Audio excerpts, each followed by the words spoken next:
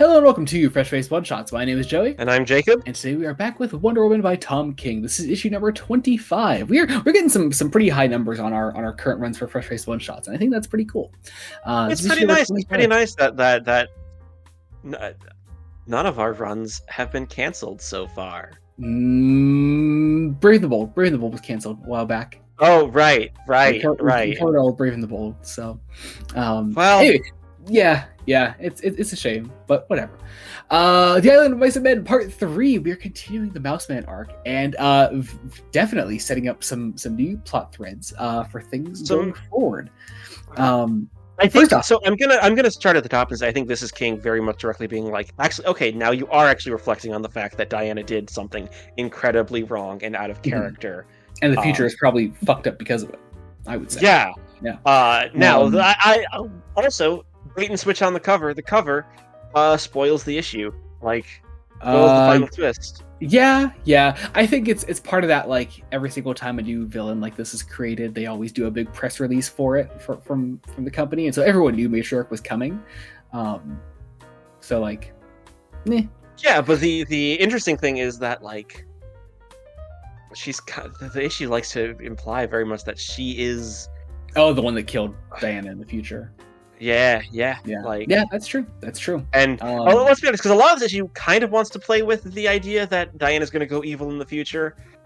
Yeah, certainly. It's a little cheap. It's a little cheap because that's interesting because I'm not sure if I quite got evil from it. I got the idea that as all of these Justice League members in the future were being killed, that their last hope was Wonder Woman. Was the idea. That's what I got. Oh, interesting, because I read it as like the bait and switch, and I can definitely see that now with the context. I also kind of forgot that Matriarch was coming as a villain. Like, oh, really? Okay. So my brain was going in with this, not thinking, oh, is King gonna make Diana evil? Jacob, my boy. You think I forgot a goth mommy? Come on, my friend. We have two of our Fresh Face One Shots. Both Gail Simone and Tom King creating goth mommies for me to be obsessed over in their runs. Arguably three. And just because you forgot doesn't mean that I'm ever gonna forget, Jacob. I'll never forget a goth mommy. So. Look, I know the chances that everyone watches all of our one-shots is slim, but please just do yourself a favor and check out our Superman review that came out recently. Oh, God. Anyway, picking up where we left off, though, in the present, we have... Okay, nobody died. No, the kid didn't die, the mom didn't die. So we have this. We're picking up where we left off. Yes. I think realistically looking back on it, like, it was pretty obvious that King wasn't killing the kid, but also, like, she wasn't in any of those panels after the gun was fired, so it's a very good end of cliffhanger fake out. The resolution is gonna always be a little cheap, but that's kind of the nature of cliffhangers. I kind of like how Diana's just at the end of her rope. No matter what, like, it's just like, can we find a doctor, please? Like, yeah, and it is just this, like, and just that kind of like pleading from Diana, being like, please, just do not speak like that anymore. I know you cannot help yourself, but I need to actually like understand the words you are saying.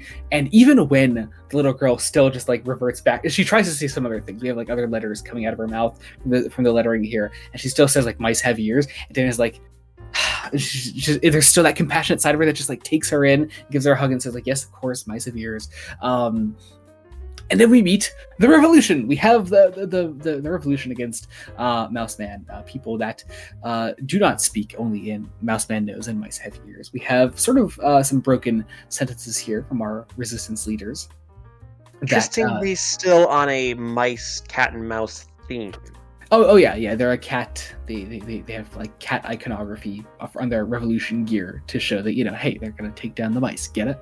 But also we have split art duties on this issue. We have Daniel Sampere, of course, on the main present day art. We have Jorge Fornes on the future stuff, where we see Bruce dying at the beginning. Then we see Martian Manhunter getting burned at the stake. Then the story becomes Talons of Wing Chiang as we go to the sewers and fight a giant mouse in the sewers. Let's be honest, less racist, a lot less racist. A lot less racist. A lot less racist. I say as an Asian character leads the resistance here. We get some great action here. As I find this moment really interesting as Diana goes into the water to fight the giant mouse, and still has Lizzie on her back. And she says, like, take a deep breath, Lizzie, and have faith in your mother. There's this little, like, fight here under the water, and, like, Lizzie comes up, floats to the top of the water. I find that an interesting moment. Diana's, like, quick thinking, but still compassionate in that moment. I like that it's still represented. It's cool. We then also see the death of Oliver Queen in our future segments here. We go to the Resistance base in the present day as Diana and our we find a doctor, and we have this very much like, people can heal, they can be patched up. Mm-hmm. I like our big Mouseman army general guy here wearing the big cape. This isn't Mouseman himself though, right? No. I don't think. Oh no. I'm not sure.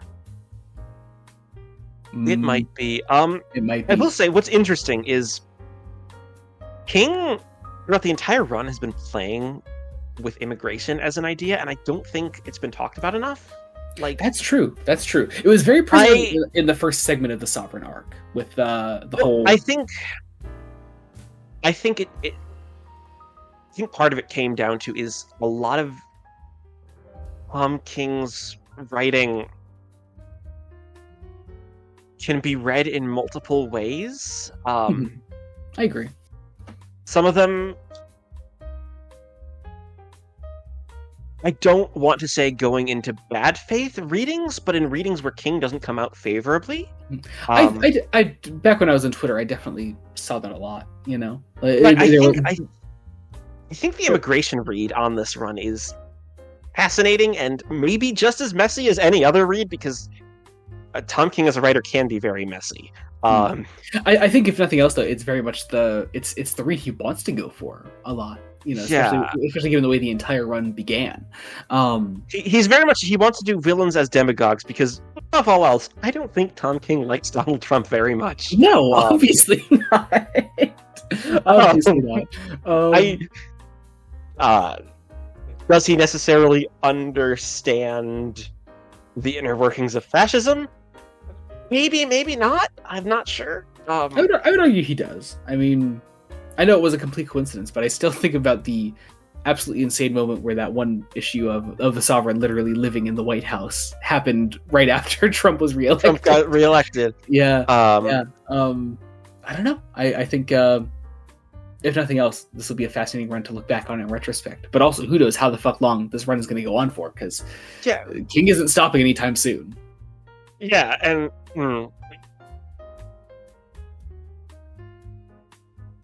and King's kind of a DC golden boy, so he is. He's one of those guys that has an exclusive contract with DC. Like, he's not allowed to write for other companies while he's under contract with them. So, but also he's been given a lot of books.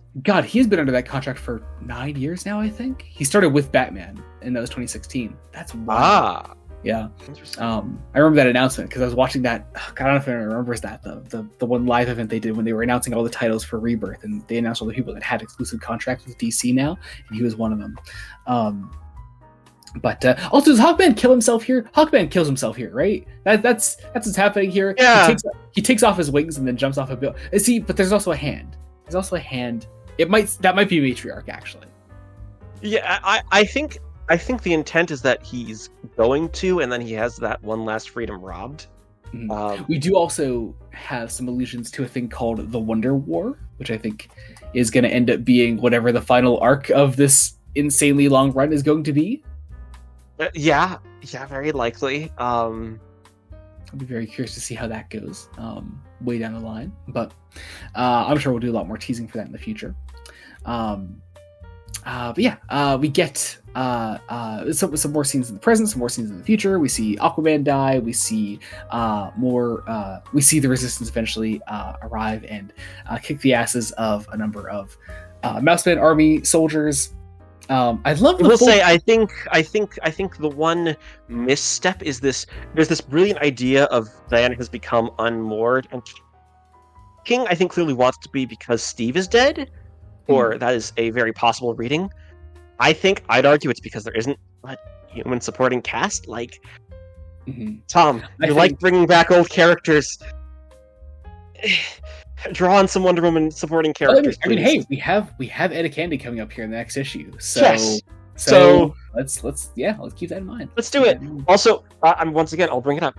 Julia Capitalis, hi, bring her back, please. You gotta stop, my guy. But yeah. Also, I really love. It's a small thing. I say it's not a small thing. It's a full page. I love the full page of all the onomatopoeia and the Wonder Woman fists going. It's a full page. I like that. I don't know. I just like that page. It's cool.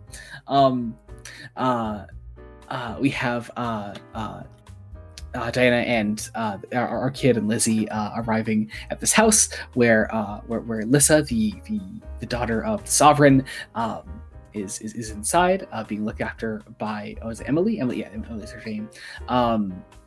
And before we go inside, we get our little flash forward to the future, just so we could guaranteed tie these storylines together and know where this is going.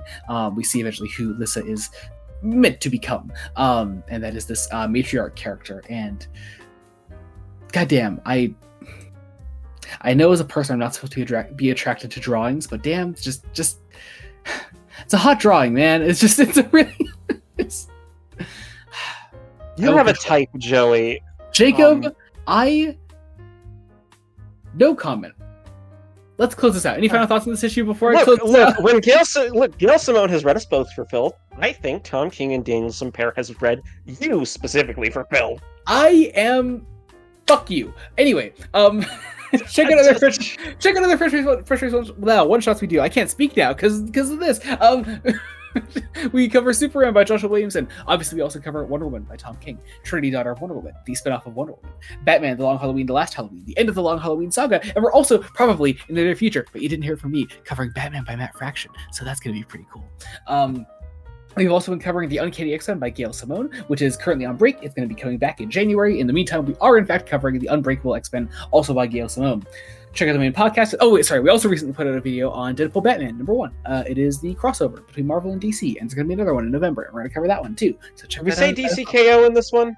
DCKO, we're covering that as well. God, we're gonna enter another busy one-shot season. Fuck my life. Last Halloween is actually ending, though. It is 2 issues when they come out. When that eventually happens. 9 is supposed to be out next week. 9 9 is supposed to have been out for 3 months now. So that is also true. Maybe maybe Hattush is also not over yet. Hey, maybe we shouldn't hire Jeff Loeb. Sometimes he writes amazing stories like Last Halloween, but he also doesn't get them out in a timely manner anymore, apparently. And you can't say that that's Jim Lee's fault. Hattush is a Jim Lee thing. Hattush is definitely a Jim Lee thing.